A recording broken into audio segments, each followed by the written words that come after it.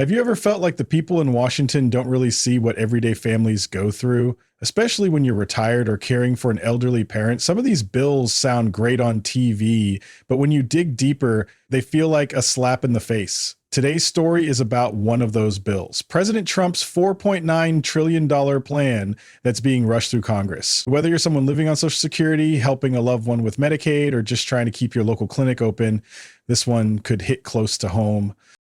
Welcome to Social Security Post, your trusted voice in breaking down what's really happening behind the headlines. If you appreciate honest updates without all the spin, please take a second to like this video and subscribe to the channel. Your support helps us keep the information flowing. Now let's dive into what this massive bill really means and why so many families are feeling uneasy about it. President Trump's latest legislation is being called his Big Beautiful Bill, and while the name may sound charming, the content has raised more than a few eyebrows. Touted as a historic effort to cut taxes and streamline the government, this $4.9 trillion proposal includes sweeping changes that could affect just about every corner of American life. At first glance, supporters claim it's focused on lowering middle-class taxes and cutting out bureaucratic waste. On the surface, it looks like a win for the average person. But the bill is also being driven by political urgency. With elections just around the corner, it's clear that the White House is banking on this legislation as a victory headline. Yet buried in the fine print are policies that could take a toll on those who need help the most, especially seniors and caregivers who rely on programs like Medicaid. So while the bill's public messaging is about relief, the real-world consequences could be far more damaging for those already living on the edge. One of the most controversial parts of the bill is a proposed $715 billion cut to Medicaid over the next decade for millions of seniors. Medicaid isn't just a program, it's their only way to afford long-term care, home assistance, or time in a nursing facility. Many rural hospitals and community clinics also depend on Medicaid reimbursements to stay afloat. When you start removing hundreds of billions from that budget, the services people rely on begin to vanish. But the fallout from such cuts would be devastating. Nursing homes may reduce available beds or shut down entirely. Home healthcare aides might be harder to find, especially in smaller towns. Families that once leaned on Medicaid to support a loved one's recovery could be forced to pay out of pocket or do without. And this isn't just hypothetical. These changes would play out in real time, affecting parents, grandparents, and neighbors who don't have other safety nets to fall back on. So why is such a complex and controversial bill moving so fast? The answer lies in a process called budget reconciliation, which allows certain budget bills to bypass the usual 60-vote threshold in the Senate. It's essentially a way to fast-track legislation with a simple majority. While that might sound efficient, it also means there's less room for debate and fewer chances to fix harmful provisions before they become law.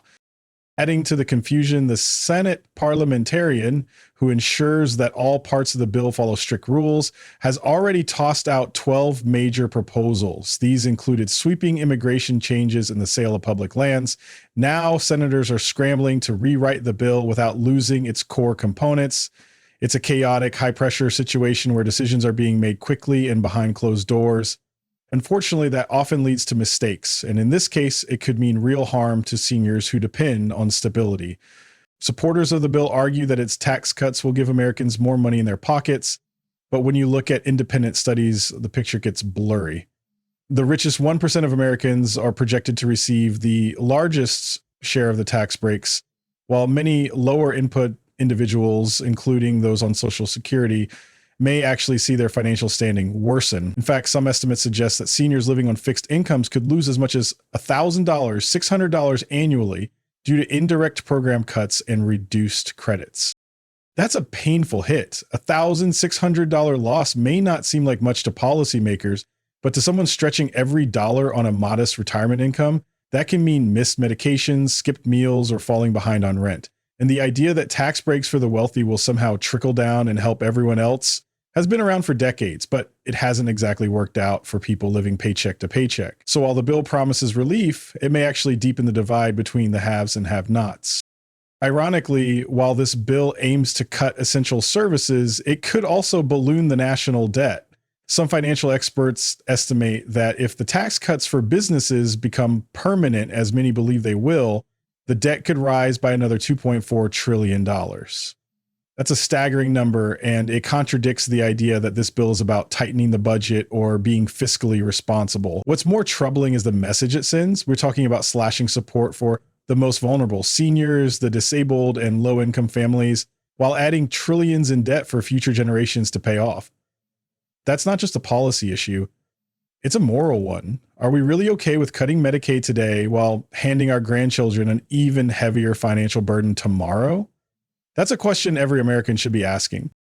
Interestingly, pushback isn't just coming from the public. Some Republican senators, particularly those from rural states, are voicing their concerns. Senator Josh Hawley of Missouri has publicly warned that rural hospitals in his state could be devastated by the Medicaid cuts.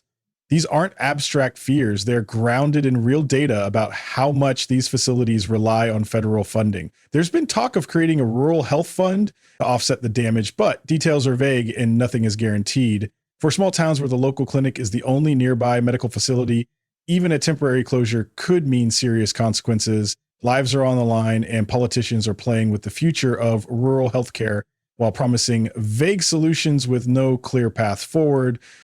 So, what can Social Security recipients actually expect if this bill becomes law? For starters, there could be stricter Medicaid eligibility rules, which might require more paperwork, proof of income, or even work requirements for certain age groups. Seniors relying on home health aides or adult daycare services might see those programs cut back or eliminated altogether. And when nursing homes lose funding, they may have to reduce the number of residents they can accept or close altogether. That creates a domino effect. Fewer available beds means longer wait lists, relocations, and increased stress for both caregivers and patients. This isn't just about numbers. It's about quality of life, dignity, and whether we take care of our elders the way they deserve. It's clear that this bill could reshape essential healthcare and support programs for years to come. And while some of the effects might not hit overnight, the groundwork is being laid for significant changes. That's why it's so important to stay informed, ask questions, and make your voice heard. This isn't just a Washington issue. It's a personal one for millions of Americans who rely on programs like Medicaid to live with dignity and care. Thanks so much for watching Social Security Posts. If you found this breakdown helpful, please hit the like button and subscribe for more updates that truly matter to you and your family.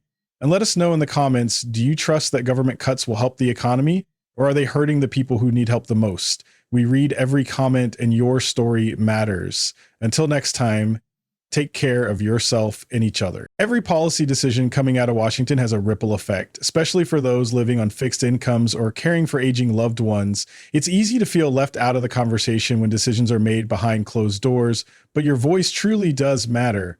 Whether you're facing rising healthcare costs, watching rural services disappear, or simply worried about what the future holds, staying informed is the first step toward making a difference. At Social Security Post, we believe in bringing clarity to confusion and giving everyday Americans the tools to speak up. So don't hesitate to share your thoughts in the comments. We're listening, and together we can push for policies that serve people, not just politics.